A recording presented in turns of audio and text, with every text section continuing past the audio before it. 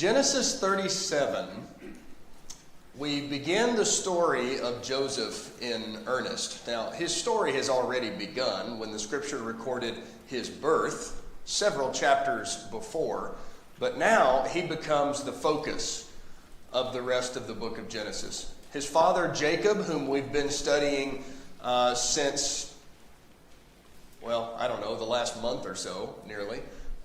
He's still there. He's still alive. He's going to continue to live through the remainder of the book of Genesis. But the focus shifts to Joseph now. So we begin with Joseph and the conflict between he and his brothers. And this conflict with Joseph and his brothers started over some dreams that he had. So in chapter 37 and verse 2, this is the history of Jacob. It's kind of interesting that the writer would say this is the history of Jacob. Now let me go on and tell you about Joseph. But we're still continuing the story that has begun way back in Genesis 12 with Abraham. The God of Abraham, Isaac, and Jacob. You see that expression dozens of times in the scriptures. And so this is showing us that all of this is still connected. This is all this same family that all of these stories are flowing through. So Joseph is 17 years old, and he was feeding the flock with his brothers.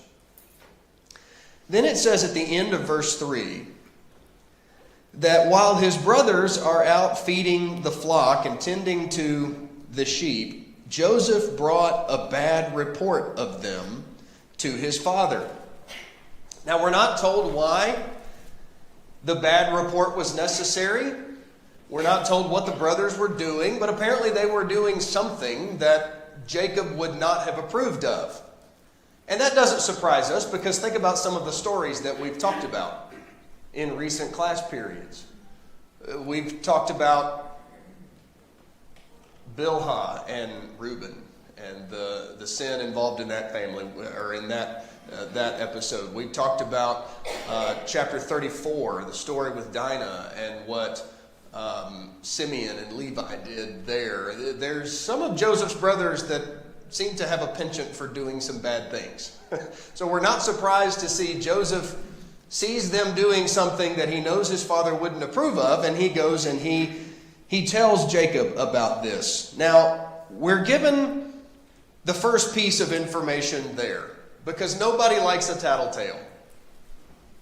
We all hated it when our siblings told on us when we were doing something wrong. And so Joseph's brothers wouldn't have liked that. But then the second piece of information comes in the next verse, where it says that Israel, or Jacob, loved Joseph more than all of his children, because he was the son of his old age. Now, we can talk about that expression a little bit, but remember, who was Joseph's mother? Rachel. And think back to what we talked about with Jacob and Rachel and Leah and that whole saga. So between Rachel and Leah, who was the wife that Joseph loved most? It was Rachel, okay? And Joseph is the firstborn of Rachel. And Rachel, remember, was unable to have children for quite a while. I believe it was 20 years, if I'm not mistaken. It was about 20 years that she was unable to have children. So Joseph is the child of Jacob's most loved wife. So you can see why this favoritism towards Joseph would be there. Now, was Joseph the youngest of Jacob's children? No. You remember last class, or maybe 2 classes ago, we talked about Benjamin, who was born, and Rachel died during childbirth. So Benjamin would be Jacob's youngest son, but Joseph was the firstborn of his favorite wife. And so Jacob has this favoritism towards Joseph, to the point that it says in verse 3 that he made him this special tunic, or a special cloak. Now, I know in kids' Bible classes we always give them little handouts of these rainbow-colored tunics, and I think that's fine, although I don't think that's really the idea of what's being said here. The text actually says that it was an ornamented coat, okay? But if we want to do rainbow coats, it doesn't matter. It gives the impression to the children, and this is what they need to get, that it was special. Joseph got a coat. Nobody else did, okay? This was a special thing that Jacob had done for Joseph. So, Joseph has told on his brothers. His father loves him more than his brothers, and he gave him this special coat that none of the other brothers got. Okay, so there's already the seeds of conflict that are here. But on top of this, Joseph is going to have a couple of dreams. What was the first dream that Joseph had? Do you remember? All right, this was the dream where there were these bundles of wheat. And Joseph says, my bundle stood upright. But all of your bundles, what did they do? Oh, they all bowed down to mine, which was standing upright. Okay? And so that's verses 6 through 8. And his brothers said in verse 8, shall you indeed reign over us? Or shall you indeed have dominion over us? So they hated him even more for his dreams and for his words. Now let's go ahead and talk about the second dream, and then we'll make a comment about both of them, okay? Joseph has another dream in verses 9 through 11. He says, look, I've dreamed another dream, he tells his brothers. This time the sun, the moon, and the 11 stars bowed down to me. 11 stars. What's the significance of 11? Yeah, that's how many brothers he has, right? Okay, this is a different dream, but it has the same message. Now, if the stars, the 11 stars are his brothers, then who would the sun and the moon be? His mother and father. Wait a minute, his mother's dead at this point. Yes, she is, but just think about the purpose of this dream.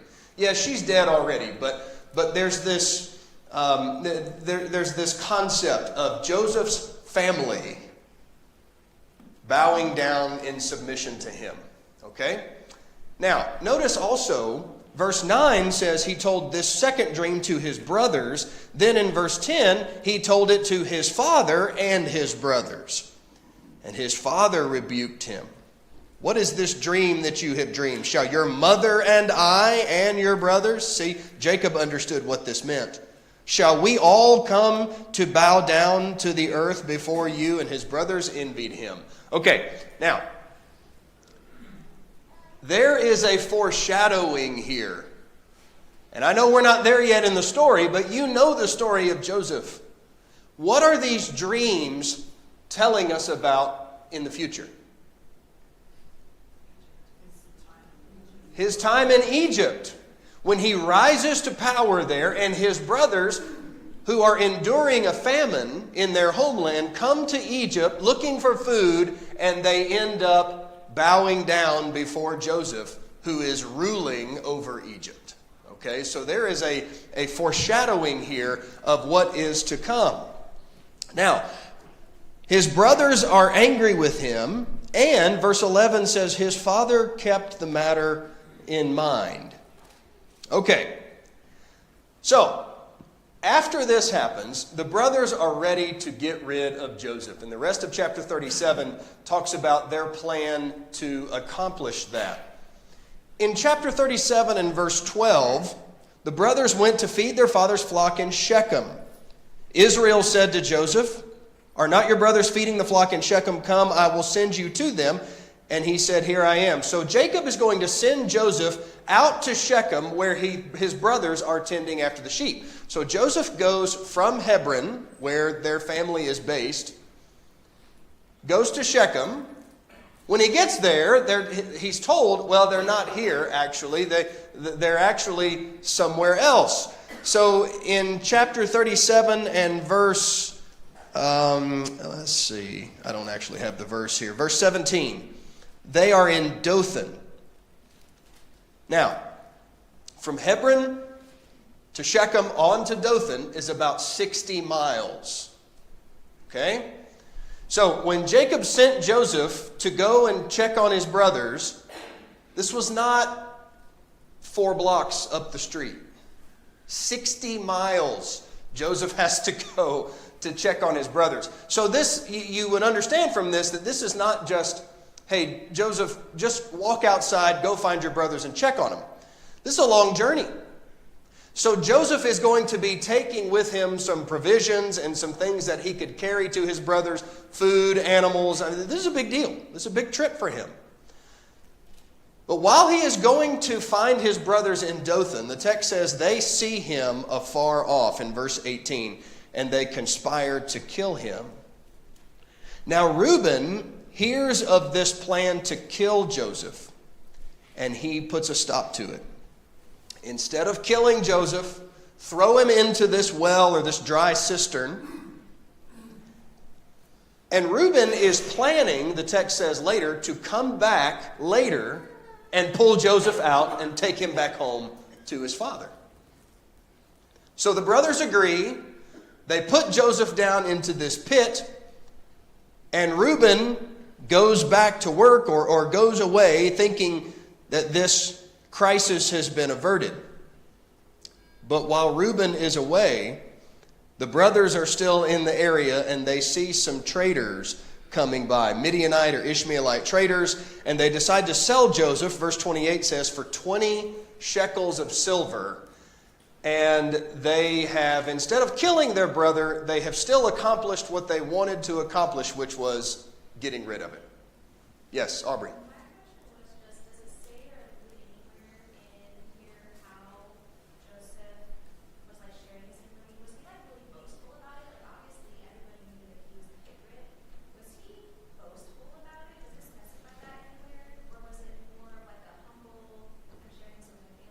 Right.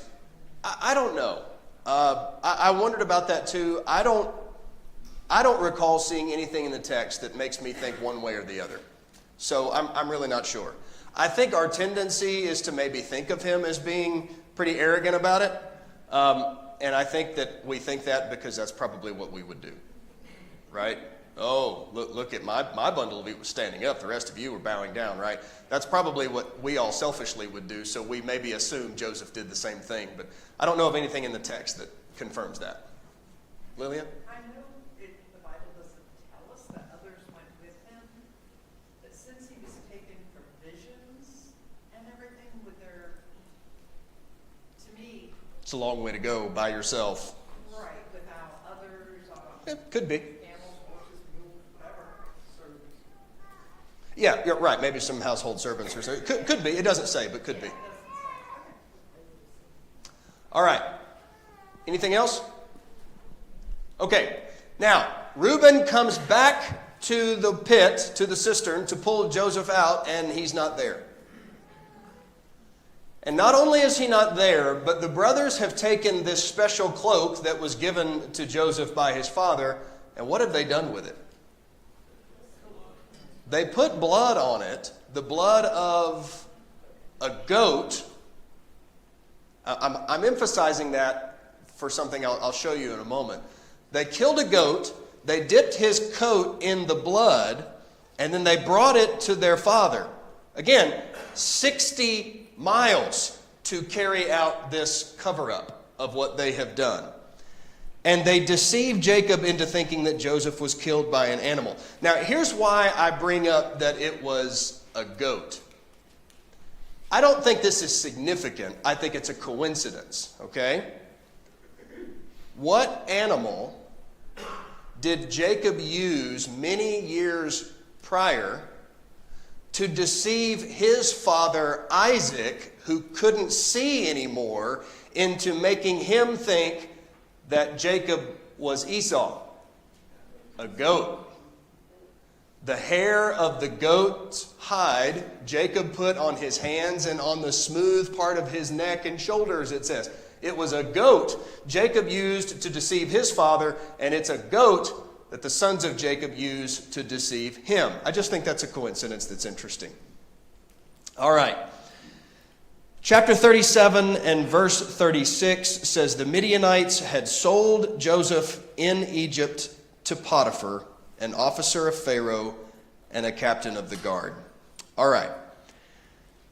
From this point on, Jacob is grieving and mourning for his lost son, who is actually not lost, but Jacob thinks that he is. And we will see him carry this grief for years to come. But this is how Joseph makes his way into Egypt. All right, anything about chapter 37 before we go on to 39?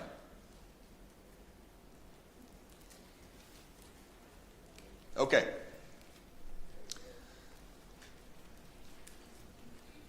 Verse 1 of chapter 39. Joseph had been taken down to Egypt, and Potiphar, an officer of Pharaoh, captain of the guard, an Egyptian, bought him from the Ishmaelites who had taken him down there. The Lord was with Joseph, and he was a successful man, and he was in the house of his master, the Egyptian. And his master saw that the Lord was with him, and that the Lord made all he did to prosper in his hand. So Joseph found favor in his sight and served him. Then he made him, that's Potiphar made Joseph, overseer of his house, and all that he had he put under his authority. And so it was, from the time that he made him overseer of his house and all that he had, the Lord blessed the Egyptian's house for Joseph's sake. And the blessing of the Lord was on all that he had in the house and in the field. All right. So Joseph is going to be very successful while he is in Potiphar's house, because God is with Joseph. Although to us, the readers of this story, it may not seem like God is with Joseph. Well, if God is with Joseph, why did he let this bad thing happen to him? Why did he let his brothers treat him this way? How could he be sold into slavery for such a small sum of money? Why is Joseph being taken away from his homeland and all that? Okay, but we need to think about where we're going ultimately, right? We're all familiar, I think, with Genesis chapter 50 and verse 20. By the time this story ends, Joseph is able to look back and say to his brothers, "You meant evil against me, but God meant this for good." And so Moses is leading us to that here, even in the earliest moments of the story. God hasn't forgotten about Joseph. Now, Potiphar is going to be blessed immensely because God is with Joseph. But while Joseph is being well cared for, both by the Lord and by his master, everything is about to come crashing down in front of him. Because while Joseph is being successful in Potiphar's house, there is somebody in Potiphar's house who is about to ruin everything. Potiphar's wife makes repeated sexual advances towards Joseph. And Joseph, to his credit, resists her advances. In chapter 39 and verse 7, his master's wife cast longing eyes on Joseph, and she said, "Lie with me." But he refused. If you look at verse 9, he says, "How then can I do this great wickedness and sin against God?" Joseph knows exactly what the consequences are if he gives into this. But Potiphar's wife comes again, verse 10, "And she spoke to Joseph day by day, and he did not heed her, to lie with her or to be with her." How is Joseph described at the end of verse 6? He is handsome in form and appearance. Okay? That's not just thrown in there. That's an important element of the story. And it's because Joseph is this handsome young man. How old is he? 17. We're probably, well, at least we know that's where the story started in chapter 37. He can't be too much farther down the road from that, right? Maybe 18. Okay, he's very young. He is a young man who is well-favored, doing well, successful. He's a young, successful, handsome, strong, youthful, vigorous, all these things we would say. You would look at Joseph and you would say, he's going to give in to this temptation. He is a prime candidate to give in to this kind of temptation. And I think we need to be emphasizing as teachers of children and as parents of young people, don't buy into this lie that says, well, you're young. This is what young people do. Go and sow your wild oats. This is just what's expected of you. Everybody's doing it. Everybody's having sex. No, you don't have to do that. Joseph resisted the temptation. And so can you. Isn't that why this story is recorded? Or at least one of the reasons why this story is recorded? It's for us to learn from his example. Joe? So there was about 13 years between Joseph being sold to slavery and then becoming Pharaoh's second commander. I've thought that it makes more sense that he was in Potiphar's service for potentially 5, 6, 7 years before this happened. He could have been in his mid-20s by this point. Well, you have to account the time that he stays in prison. And that's coming, right, in the next couple chapters. Yeah. Alan? Not to address his point. Okay. To me, this is the first indication that I have of the training that Jacob had provided to Joseph, at least, and probably all his sons, to know God, to know what is required of you and how you honor God. Okay, good. Joe, I'm trying to look for the reference, and I don't have it right offhand, and I don't want to waste time right now looking for it, but we'll deal with that. We'll talk about that. To your point, Alan's comment was this behavior of Joseph speaks to the training that he got from Jacob. I definitely think there's something to that, but then we also have to add this. Okay, well, what about Reuben and his illicit relationship with his father's concubine? What about Judah that we're going to read about, although it hasn't happened yet? We read about it in chapter 38. And that only makes the point that look at the contrast, right? Reuben and Judah fell into serious sexual sin. Joseph didn't. To your point, surely they were taught the same things, and yet the contrast in them is striking. Good point. Okay. Verse 11, again, she comes and makes an advance. Verse 11 even says, Joseph went into the house to do his work, and none of the men of the house was inside. So now he is in a position where he's alone with Potiphar's wife.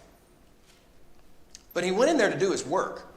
He's not in there trying to make an advance towards her.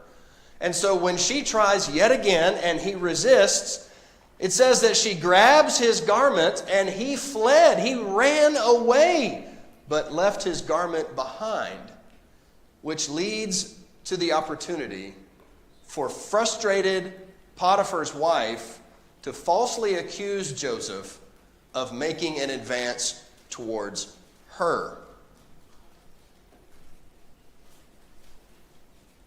So Potiphar's wife will take his coat that she held on to when he ran away and uses that against him to claim that he attempted to rape her, to force himself upon her. She lies to her husband, and then Potiphar sends Joseph to prison over this false accusation. In verse 19, when his master heard the words which his wife spoke to him, saying, your servant did this after this manner, that his anger was aroused. And Joseph's master took him and put him into the prison, a place where the king's prisoners were confined, and he was there in the prison. But notice again what is said. Verse 21, the Lord was with Joseph and showed him mercy, and he gave him favor in the sight of the keeper of the prison. And the keeper of the prison committed to Joseph's hand all the prisoners who were in the prison. Whatever they did there, it was his doing. The keeper of the prison did not look into anything that was under Joseph's authority, because the Lord was with him. And whatever he did, the Lord made it prosper. Okay, once again, the Lord is with Joseph. God is blessing Joseph, even though it doesn't appear that way as you're reading the story and you're reading the things that are happening to him. So we've seen Joseph be mistreated in two severe ways. First by his brothers, selling him into slavery, and now mistreated by Potiphar's wife who lied about him.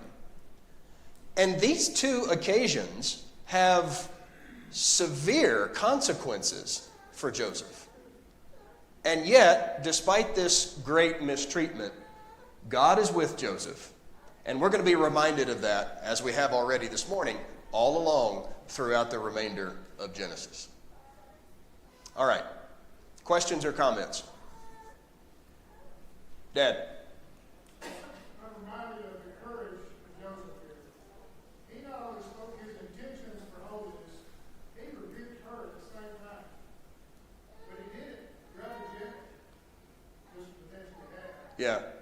He made known his intentions, but he also spoke to her what she needed to hear. Right. Good. Andrew?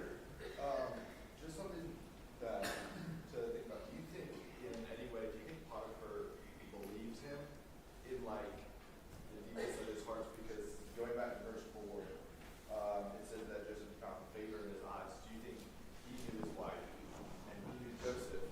Because an accusation like that would send him to like... Andrew, let me see if I can rephrase your question and make sure I'm understanding what you're saying. Are you saying that Potiphar should have known that his wife was a terrible person? Is that what you're saying? Is that what you're asking? Because if it is, I decline to answer. What another thing is, it talks about how good looking and handsome and strong Right. and all this that he was, but what she looked like, she might not have been that I'm just saying, I mean, The text doesn't say what Potiphar's wife looked like. You're right. Yes. To my son-in-law, it doesn't matter what she looks like. I'm just saying it could have played a little part. Joe? Kind of off what Alan said earlier, it's possible that with Joseph being the favorite, that Jacob was spending a lot more time with him. And so he was getting a lot more instruction from his father because he was the favorite. And that's why the other brothers were getting as much of that instruction. Yeah, I think that's a legitimate possibility. Yeah. Joe's comment was that maybe since Joseph was the favorite of his father Jacob, perhaps he got more time with his father Jacob, which might lead us to understand why Joseph acted the way that he did. Maybe he got more instruction. At the same time, though, Joe, I think somebody might say, yeah, but what happens oftentimes with parents and children that they spend so much time with, maybe it becomes an indulgent kind of a behavior, right? That can happen at the same time as well. Do you remember Proverbs 7? Proverbs 7 is Solomon saying to his son, watch out for this immoral woman. And he's talking in a general way. Son, there are women out there who are lurking at the corner and they're seducing you, they're trying to call out to you and get you into trouble, and you need to watch out for that. The whole chapter is dedicated to this story of a young, foolish man who was lured in to that trap. Joseph resisted the woman of Proverbs 7. And I don't know anything about, what led, this goes back to Jimmy's point about, maybe Potiphar's wife wasn't all that attractive. obviously, I know you're joking, and that ultimately doesn't matter. But what conditions led Potiphar's wife to be the way that she was, right? She's got this seemingly pretty powerful husband who's probably away at work a lot, very busy with his responsibilities, and maybe she becomes this, I don't know, discontent housewife who's looking for trouble, right?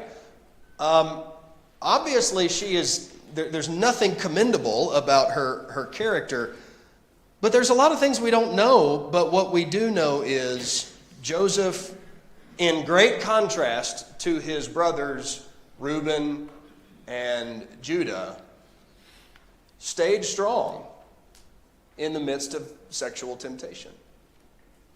And I know that this is a passage that preachers use all the time to talk about these things, and we point young people to this chapter all the time. But it's so fitting. Here is Joseph, who is likely less than 20 years old, and he has an opportunity. There's nobody else in the house. It's just him and Potiphar's wife. Who's going to know about this? This woman's been after me for weeks. And yet he resisted. I'm kind of tempted to go off into a rabbit trail about things we say to young people, but I'm not going to do that. I don't have time to do that. Okay. Ronnie, you look like you're itching to say something. I've got time. I've covered everything I want to cover, so please go ahead, and then I'll go to Sarah. No, I sit here and I'm thinking about all of this together that we talked about this morning. How God works his plans, his ways. Isn't that amazing how God does that? And maybe we ought to just, in order to cut the discussion of that short, maybe we ought to just think about that for today's world. How do we know what's going on today? Things are happening, we say to ourselves, I don't understand it. Don't you know there were a lot of people during that period of time that were saying that about what was happening between Jacob and all his boys, all his sons, what they were doing, and one was good and a bunch of them were not. And this whole mess. And here God was just working his plan, accomplishing his purpose. I think God is doing that today. Yeah. And everybody between then and now, right? All throughout history, we've, good. Have faith in God. Trust God. Don't give up on God, even though you don't understand what he's trying to do and what he's trying to accomplish in your life, personally and collectively, and all over. Well, and wouldn't it have been easy? Your comments made me think about this. Would it not have been easy for Joseph to say, "Look how bad my life has been. Look how badly I've been treated. I deserve this. You know, this woman's been after me. I think I'm going to do that. I deserve something fun and something good." Now, Joseph has the wisdom to know, no, this is not good. It might seem that way for a time, but this is not good. Sarah? I was going to say there's a lot of things that we could speculate about, but ultimately God reported what he wanted us to know. We just need to make sure we're keeping the main thing the main Right. thing. Yep. And not wondering like, well, maybe. What was she wearing? Maybe she was super young and maybe she thought she deserved it. I mean, ultimately it doesn't matter. Right. Because what he reported is what we need to know. Yep, that's right. That's right. Good. Okay. All right, Melanie? I was just thinking, the character of a person and their integrity and the things they'll do when nobody is watching, and the difference in the brothers. Yes, good. How in the world did they let their dad mourn like that for years Yeah, and never say what happened? absolutely. Thane? In defense of Potiphar in this circumstance, we think we can often see him as just kind of like this bumbling guy who's just, oh, my wife told me Joseph did something, so I guess I got to punish him. First of all, it says that his anger burns, but not specifically against Joseph. We've already seen so far that Potiphar trusts Joseph with a lot. I mean, he's willing to leave the man in charge of everything over his household, or he's off his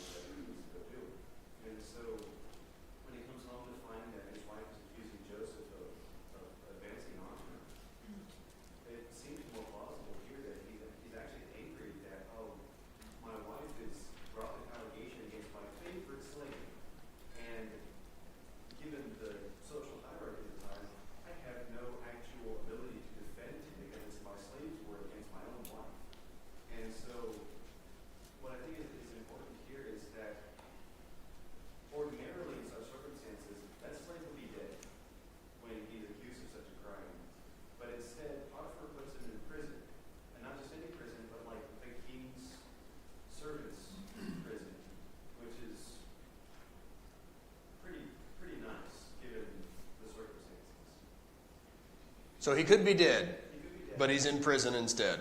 Yeah. Okay.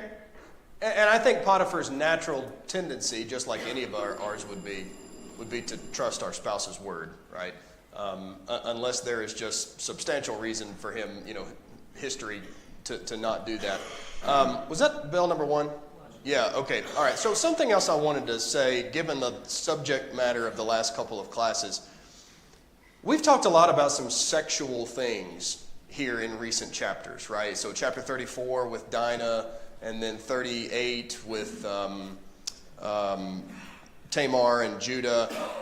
You've got the mention of Reuben and Bilhah, his father's concubine, and then of course now with Potiphar's wife. There's a lot of sexual things that are going on here. A couple of things I want to say about that. One, to everybody, and then second thing I'm going to say to those of you who are teaching next quarter. First, for all of us, the problems that men and women have today are the same kinds of problems that men and women had thousands of years ago. Sexual sin was just as much a problem 3,000 years ago as it is now. Now, the forms might take slightly different presentations, right? But ultimately, the same sins are still in existence now that were there long ago. As Solomon wrote in Ecclesiastes, there's nothing new under the sun. Okay? Tim, you have something about that? Well, it's related. Okay, go ahead. I just want to say that very important that Joseph not only modeled the right behavior, but the right motive. He said, I cannot sin against God. Yeah. Lots of times today we will avoid sin, but not because we care about what God says. That's right. Because we don't want to lose our job, we don't want to lose our marriage, we don't want to lose our economic Yep. status. or whatever. We fear the consequence. Yeah, so we need to do both. Yeah. Yeah. Was the perfect model. Very good point. Okay, last thing. Those of you that are teaching next quarter, obviously have some wisdom and discernment about how you approach these subjects with your children in your classes. If you're teaching those that are teenagers, don't shy away from these chapters. Talk to them frankly about it. You're not going to tell them something they've never heard before. I promise you that. If you're teaching the youngest ones, let's be wise, let's adapt. Potiphar's wife came to get some kissy poo from Joseph, something like that, whatever. Okay, that's fine. We'll work on that. But let's do at age appropriate levels. All right. Thanks, everybody.